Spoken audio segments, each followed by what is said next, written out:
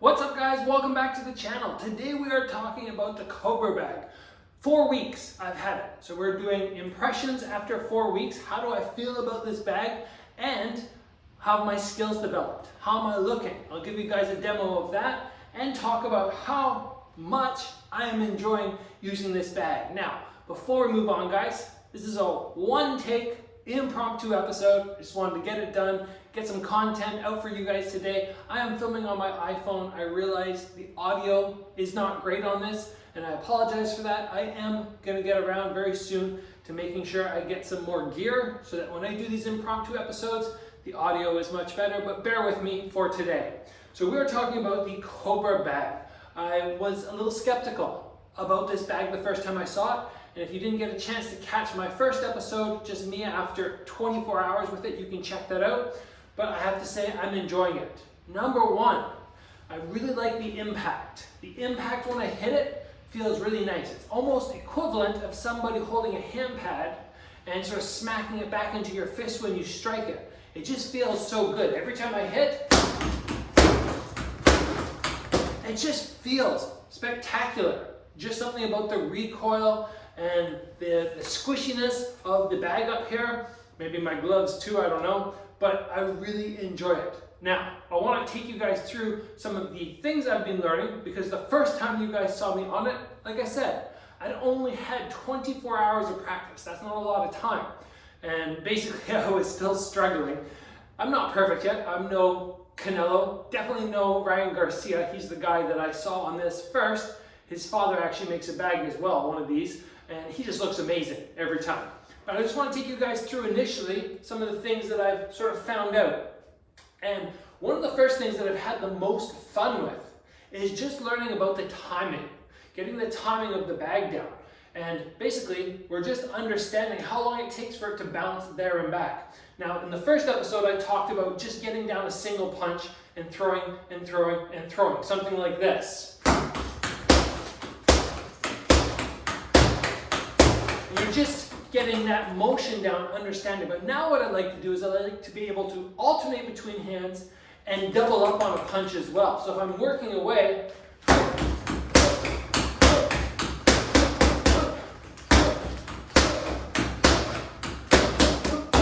and you get a little bit more dynamic with it. Now, of course, you have to add the head movement in.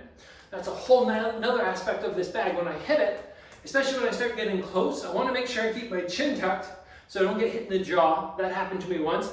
But instead of just hitting away like I normally do, I close the gap, and now all of a sudden I have the defensive aspect. So after I hit, I have to either fade back or I go to the side.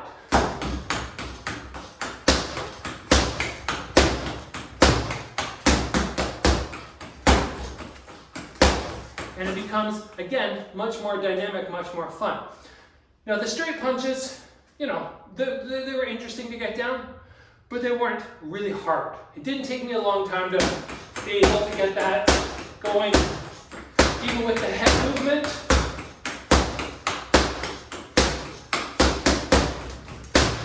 It wasn't too long. I'd say after a week I was feeling comfy with that. The hooks, on the other hand, were much more difficult. Not only for the fact that once you hit this way, the bag is coming this direction, so you have to incorporate footwork, but also just the timing of the hook. For some reason, I found it much more difficult. It's easy if you start with it stationary, blast it a couple times, and just try and figure out when to hit it again. For some reason, this one took me a lot more time. I don't know why. I mean, a straight punch, hook punch, just something about the timing of it, but we want to be able to work away back and forth between arms.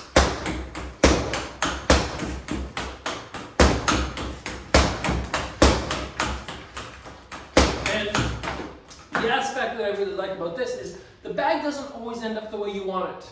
Sometimes it moves this way, which is great for straight punches, but then it starts angling funny. And you're like, oh shoot, well now it's really hard to catch a straight punch. The bag's going like this.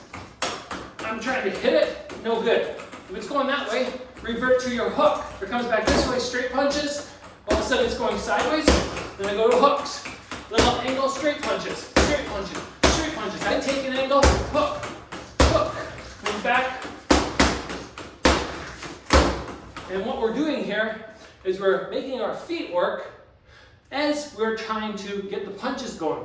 And it's that idea, which I really like, about not fighting against somebody without using your brain. The bag's moving this direction, I'm standing in front, I hit with straight punches. If it starts moving sideways, I go with my hook. It's more or less adapting and not fighting, but adapting to the easiest situation. Now I'm gonna give you guys just a brief little, just show you in a minute and a half or so, sort of what I've able to accomplish now as opposed to a month ago. I'll just do an open session here. Just work away. You guys can watch, go, oh wow, he's looking good, or he hasn't improved much. It's not something that I spend hours on every day by any means, but I do like to come in and spend about 10 minutes. So this will give you guys an idea. Put in about 10 minutes a day for about a month. Maybe you can get up to sort of the skill level that I'm at. Right, so we're just moving around.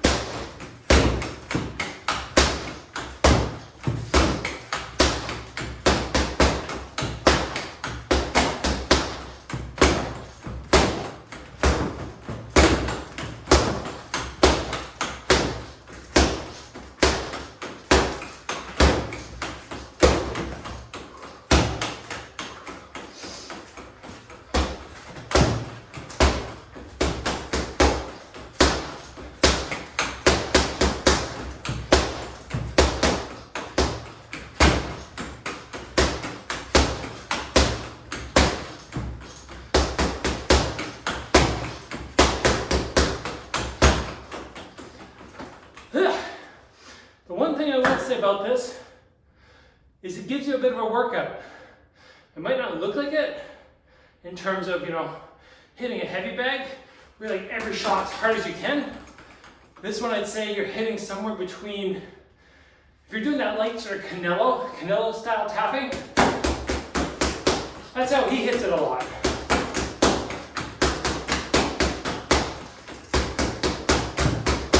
Obviously there, 30%, but when I get those hooks going, I'm more like probably closer to 90%. So it depends the style you use, but I find very often I get out of breath, especially if I'm doing 3-minute rounds. I very often come in, 3-minute rounds. By the last round, I'm like, oh, my shoulders are sore and my heart rate's up. And there's just something about the way it moves around, being able to add in footwork. You hit, you move. You want to get back to the front, you move. And I get all that footwork happening as I'm throwing my punches, as I'm moving my head. It becomes very dynamic, becomes a very good workout. You can easily spend half an hour on this and get a killer workout. Just start off, just snapping your jab. Do this for 1 minute. 1 minute. Work for 1 minute on the jab, work for 1 minute on the cross, work for 1 minute on the hook, then I go my uppercuts. You can work away, get a good burn down before you even get to your open rounds. I enjoy this bag. I don't really have anything bad to say about it. Obviously, my wife the other day went to throw something fancy and she missed and hit the metal pole just because it was recoiling and she made a little mistake. I hit myself in the face one day, just ow! You can get hurt with this bag. This is one of the few bags that hits back. So keep that in mind when you get on it the first time. Don't go too crazy. You swing and your head's here and you get smacked. You're going to learn very quickly. I didn't do it today, but you're going to learn very quickly. A mouth guard on this bag is very smart. Very, very smart. You do not want to jump on this bag full power, take a shot to the face, chip a tooth, Give yourself a bit of a headache, whatever the situation is. I use my mouth guard when I'm going hard now. I know that seems funny on a bag, but I think it's very important. So guys, that's my breakdown. That's the impression that I've had on this bag after 4 weeks, right? And am I an expert? No, I wouldn't say I'm an expert at all. I'm a high-level martial artist who's had time to practice, has gotten decent at it. Man, you give me 6 months, give me a year from now, and I feel like I'll be cruising on this. I'll be having so much fun.